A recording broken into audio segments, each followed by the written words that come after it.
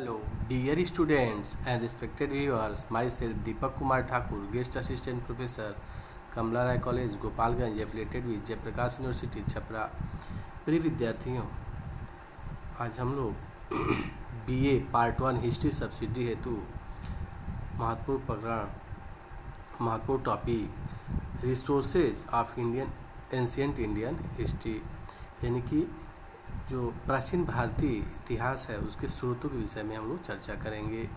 और यह जो क्लास है बीए पार्ट 1 हिस्ट्री सब्सिडी के लिए है, लेकिन यह ऑनर्स के भी विद्यार्थियों के लिए समान रूप से उपयोगी है।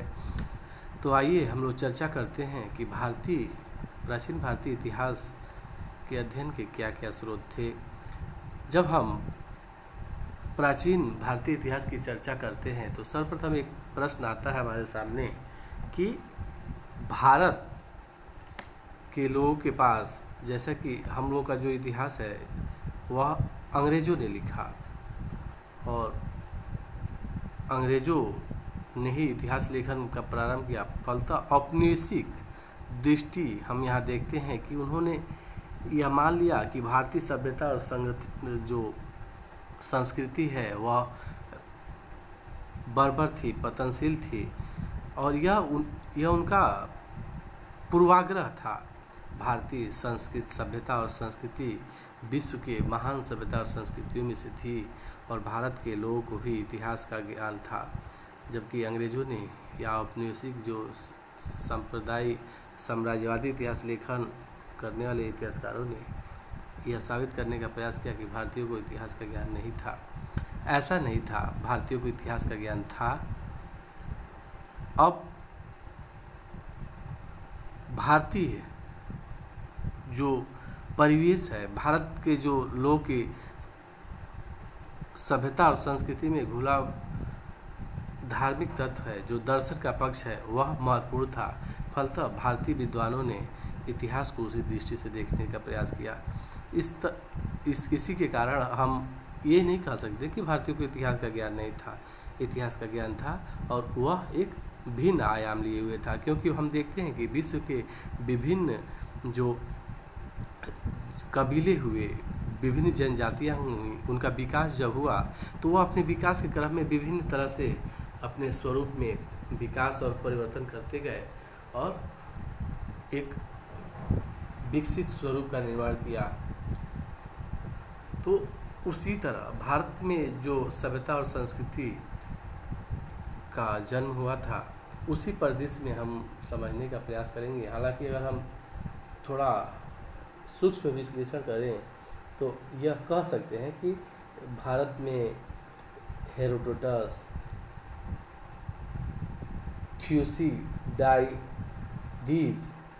इत्यादि जो लेखक थे, जो यूनान और रोम में पैदा हुए, उनकी तरह संभवतः भारत में इतिहास लेखक नहीं थे।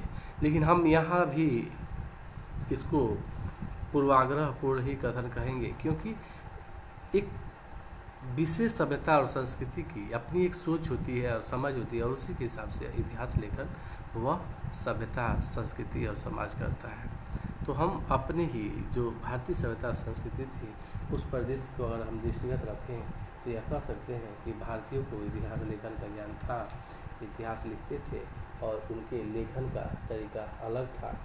और हम जो अपने वेदों में, पुराणों में जो देखते हैं इतिहास लेखन का गुण, वह एक अलग आयाम पेश करती है। हालांकि इसमें ऐतिहासिक तथ्यों का ज्ञान कम है।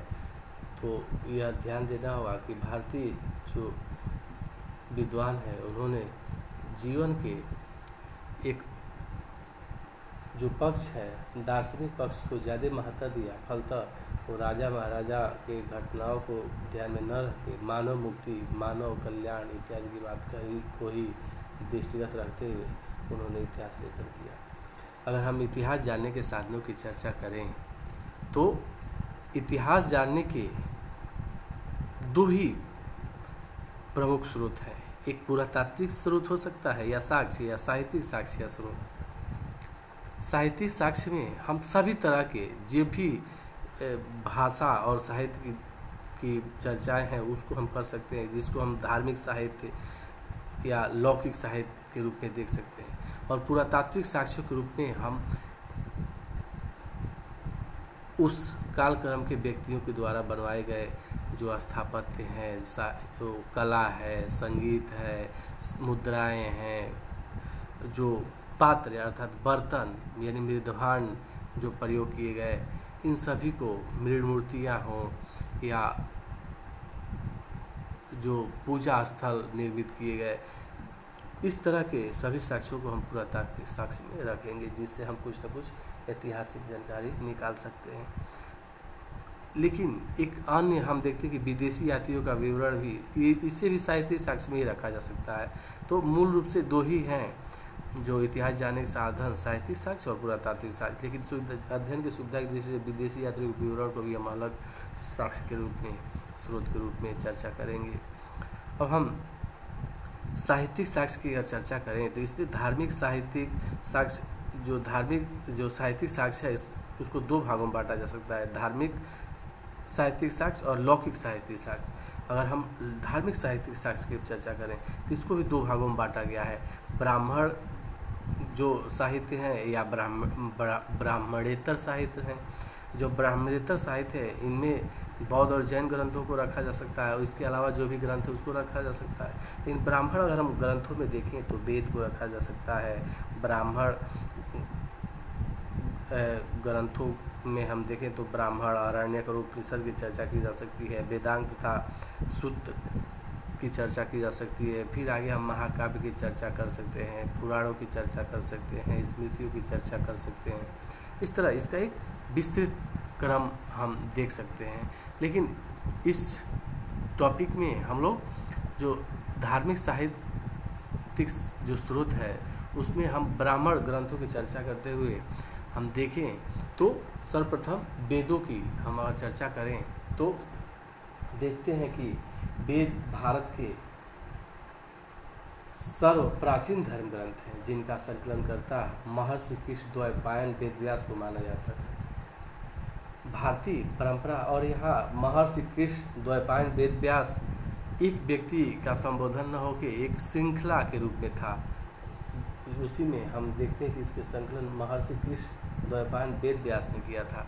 और ये वेदव्यास बहुत सारे रहे होंगे, लेकिन इनका अंतिम रूप से संकलन जो महर्षि कृष्ण द्वैपायन को हम मानते हैं। और अगर जो प्रतियोगी परीक्षाएं हैं उसमें अगर आए कि वेदों का संकलन किसने किया था तो महर्षि कृष्ण द्वैपायन वेदव्यास को हम लगा सकते हैं।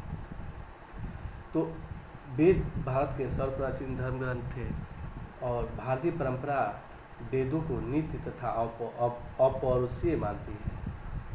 वैदिक अपौरुषीय कहने का तात्पर्य है कि जिसकी रचना पुरुष ने नहीं की, स्वयं भगवान ने ही इसकी रचना की थी।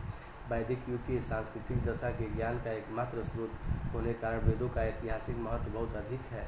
प्राचीन काल के अध्ययन के लिए रोचक समस्त सामग्री हमें प्रचुर रूप से वेदों में उपलब्ध हो जाती है। वेदों की संख्या 4 है, ऋग्वेद, यजुर्वेद, सामवेद, अथर्ववेद। इनमें ऋग्वेद न केवल भारतीय आर्यों की अपितु समस्त आर्य जाति की प्राचीनतम रचना है।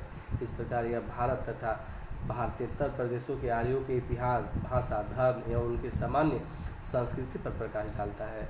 विद्वानों के अनुसार आर्यों ने इसकी रचना पंजाब में किया था, जब वे अफगानिस्तान से लेकर गंगा यमुना तक के प्रदेश तक ही फैले थे। इनमें जो यह वेद है ऋग्वेद, इसमें हम देखते हैं कि 10 मंडल तथा 1028 सूक्त हैं।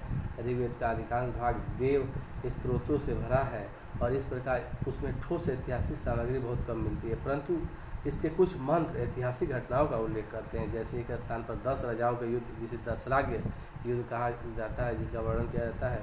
इसमें भरत कबीले के राजा सुदास के साथ 10 राजाओं का वर्णन आया है, जो भरत कबीले के राजा सुदास के साथ हुआ था।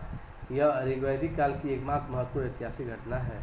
यह युद्ध आर्यों के 2 प्रमुख जनों पुरु तथा भरत के बीच हुआ था।